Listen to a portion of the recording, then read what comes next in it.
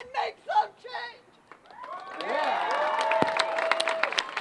My family, my generation has done nothing. Nothing.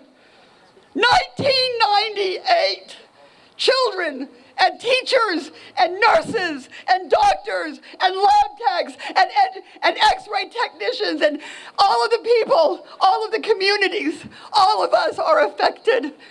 And we're going to be affected for the rest of our lives. I was asked here to come up and introduce our state legislator. I'm sorry, our congresswoman, please forgive me. I'm kind of an emotional mess right now because I'm sick of this. I'm sick of it. Our community, our beloved community, someone came in filled with hate, and purposely came down here because there's somebody, the illness in our country is sitting in the White House.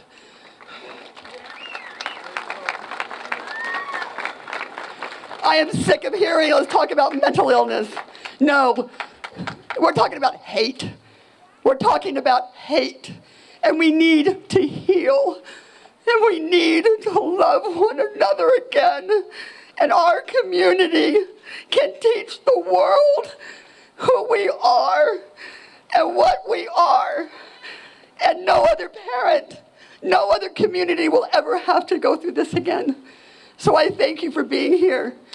And I want every single one of you to get on the phones and you talk and you show up and you keep talking. And Veronica Escobar, you're going to have to do this for us. Please come up.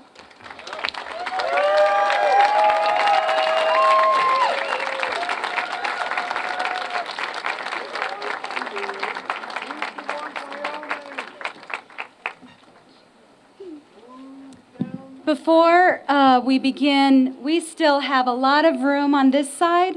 If we could ask folks just to start shifting so that everyone who joined us on the march can get closer to us, closer to the stage. Thank you so much. Thank you. Keep going a little more, please. I wish that we were here to simply celebrate Joaquin's life and to talk about the beauty of who he is, and we will get to it. But unfortunately, in coming together tonight, we have something else on our minds as well. And that is the fact that 20 families have a loved one who didn't come home last night. 24 families are going to have a difficult journey seeing their family members in the hospital, in ICU, in physical therapy, with amputations.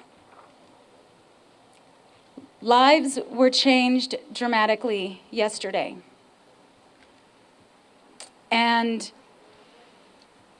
the acts by the person who came into our community to shatter the tranquility and peace and safety and security that we all have embraced for so long, he did it out of hate. And he did it because he was targeting people who don't look like him, who don't sound like him. And he's fueled by fear and bigotry and racism. But I will tell you this, even moments after that horrific massacre, El Paso rose to the occasion in the way that she always does. Yeah.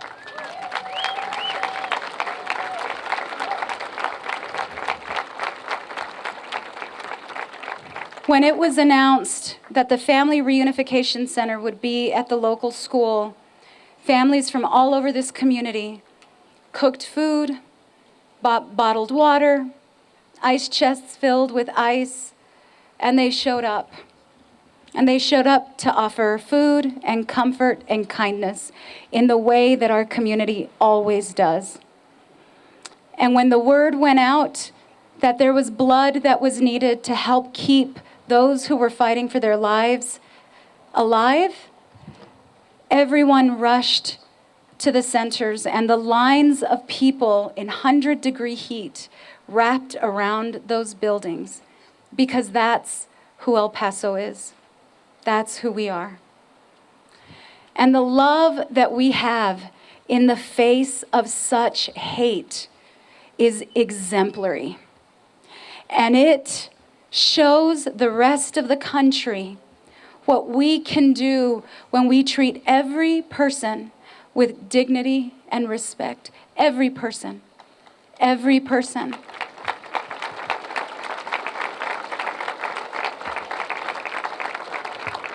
In El Paso, we long ago learned that it doesn't matter what the color of your skin is, what language you speak, who you love, where you came from, if you have papers or if you don't. We open up our arms and we embrace you, and we welcome you, and we tell you we love you and we care about you. And that may have been part of the reason why this beautiful community was targeted. But if there's one thing I know about this great community, is that that love and warmth and generosity and goodwill and kindness and love cannot be altered by anyone. No one will change who we are, who we love, and how great we are.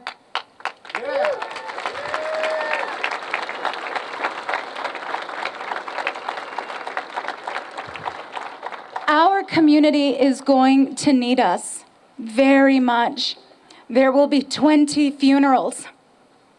There will be 20 funerals. That should never have happened.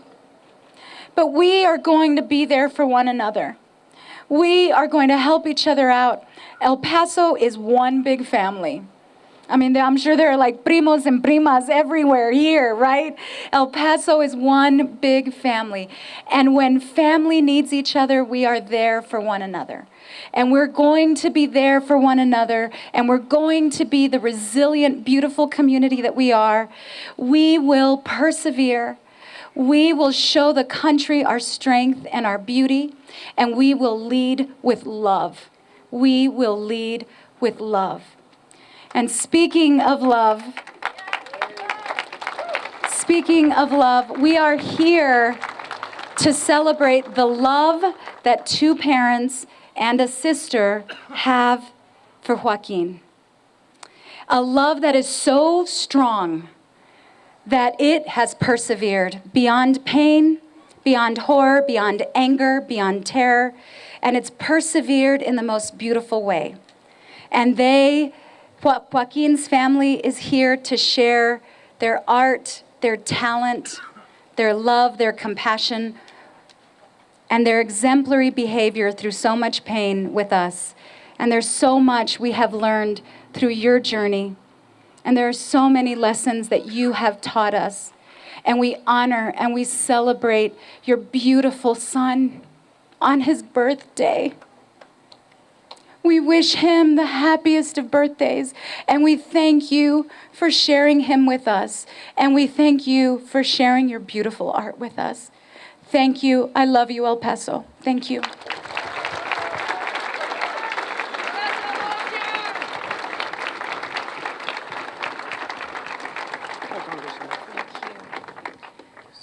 Ladies and gentlemen, please welcome to the stage Father Bob Mosier.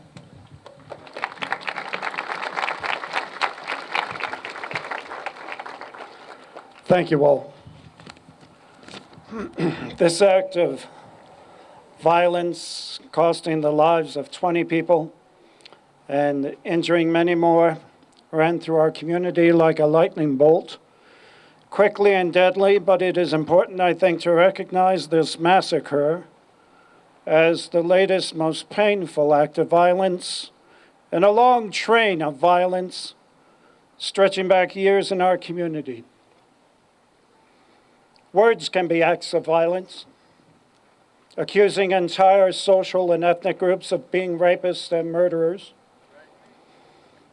Walls can be an act of violence, substituting an 18-foot-high monstrosity of a barrier to replace smaller kinds of fencing and more responsible response, no matter what. And together with all those who heed their own conscience and work to defend and promote the rights of migrating people in this hard-hearted nation, we will renew the foundations and policies of this nation through the vote and through the legislation of leaders like Veronica Escobar, who reflect our compassion and concern for those who suffer. Even more so as climate change forces even more people to flee their countries. The shots heard yesterday